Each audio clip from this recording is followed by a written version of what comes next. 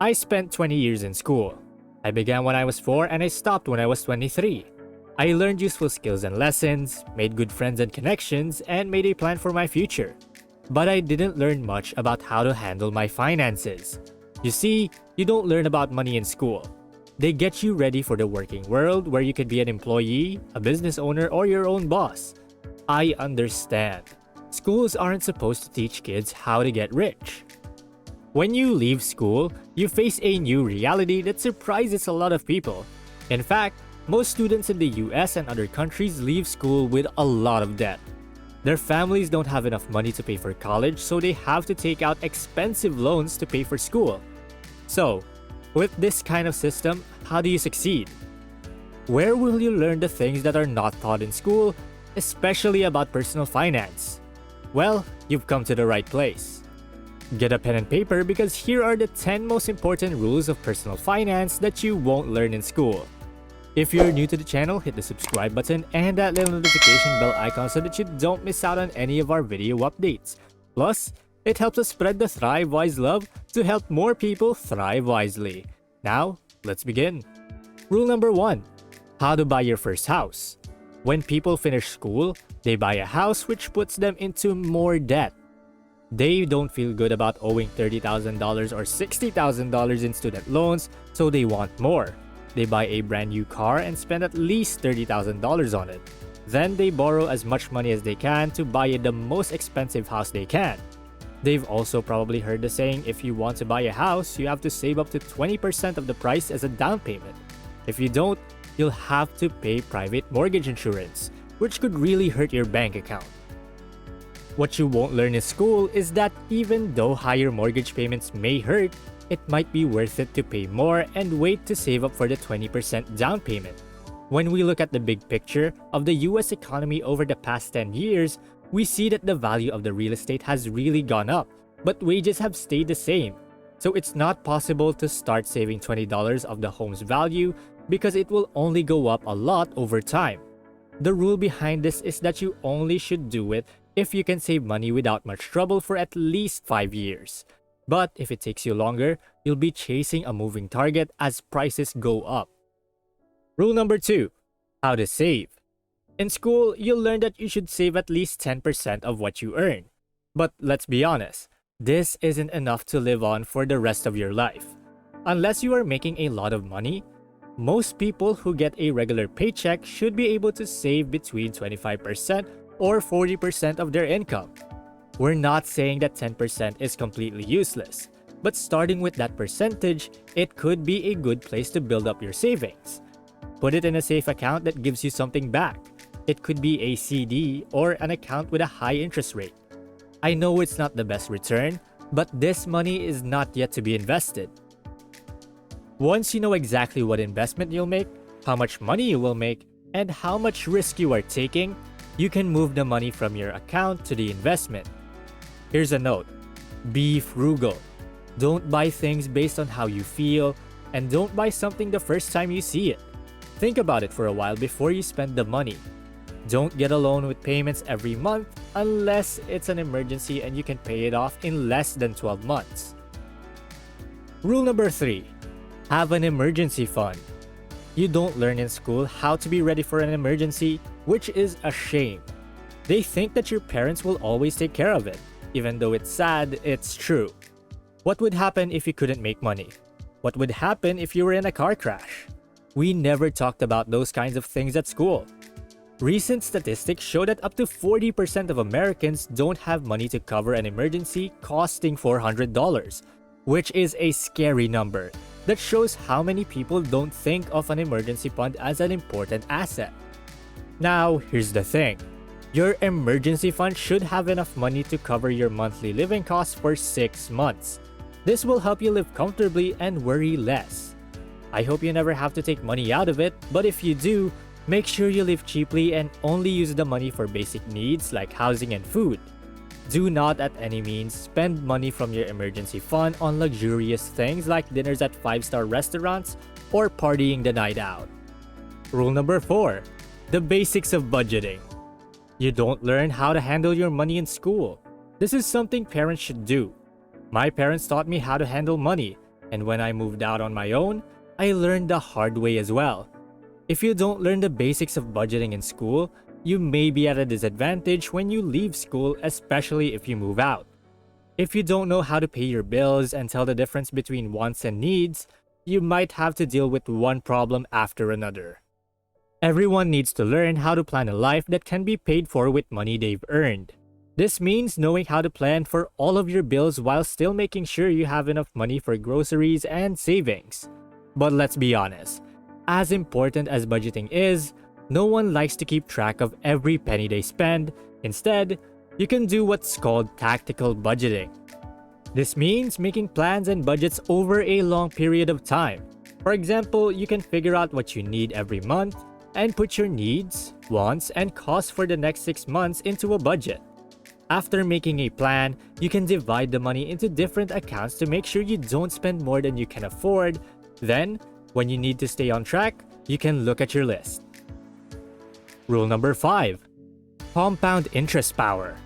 Young people only think about drinking, going to parties, going on trips, and making money.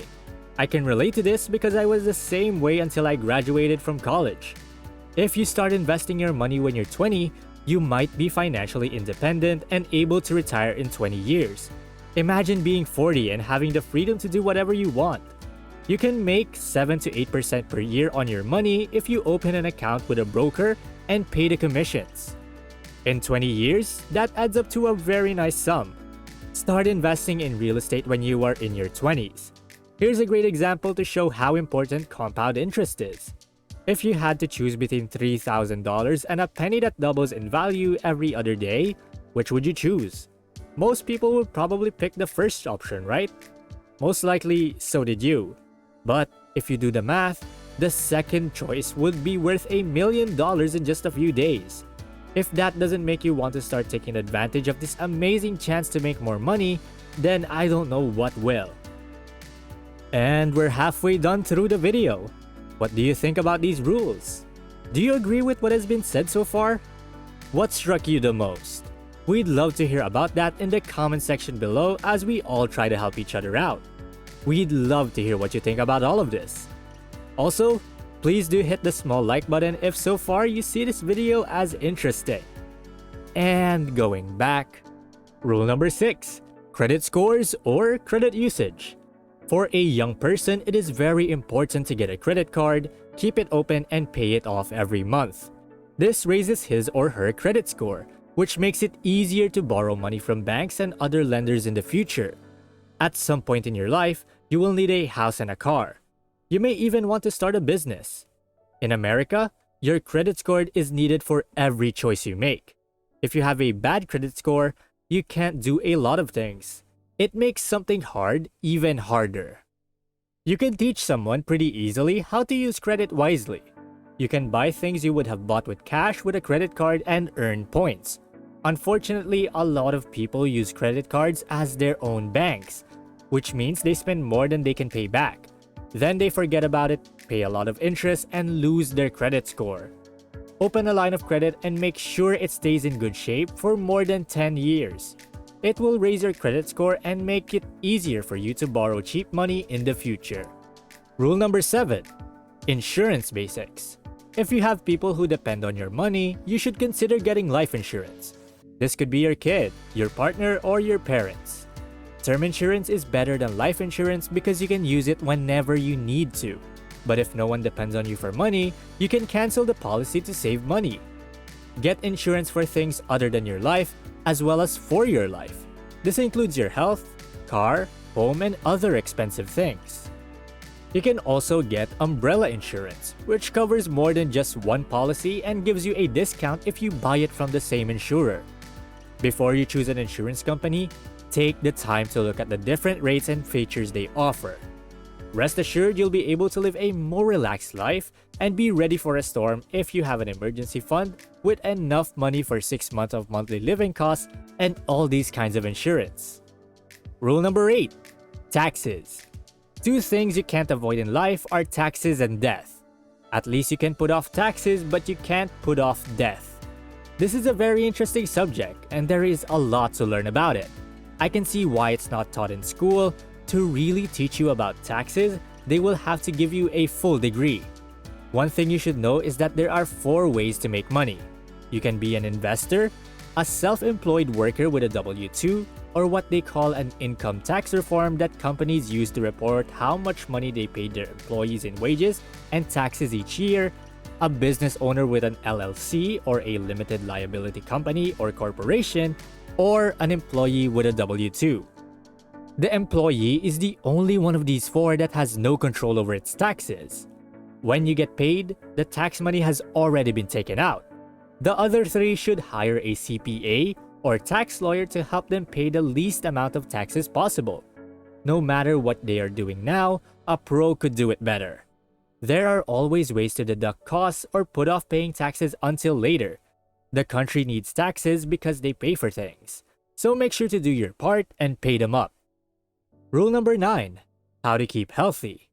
Without insurance, a trip to the hospital for an injury like a broken knee can cost you several $1,000s. So, what will happen if you end up in the emergency room and you can't pay for your monthly health insurance premiums?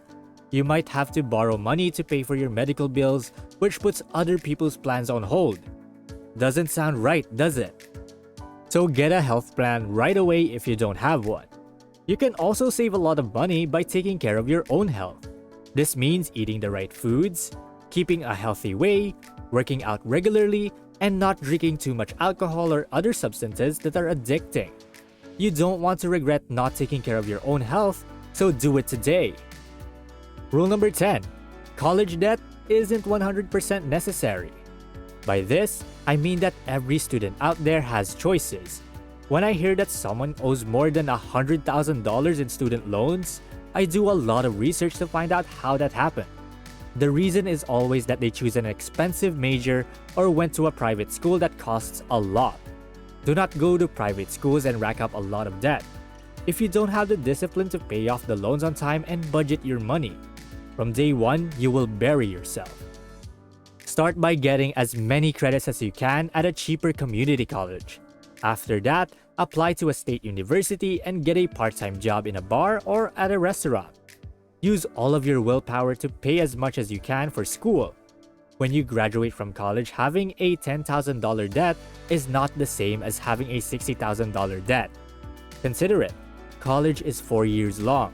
Some degrees last even more. Then, you'll live to be 50, 60, or even older. Do you want to get off to a bad start and be in debt for the next 10 to 15 years? We're not saying that everyone should try to go to school without any debt. It might be worth it sometimes.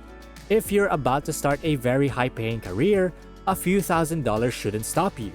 But don't make this debt the most important part about being a college student. There are so many other ways to get where you want to be in your career. And there you have it, the 10 rules of personal finance that school won't teach you. If you enjoyed this video, then you will probably learn a lot more from watching this other video, 11 habits which you can avoid to live a happier and healthier life.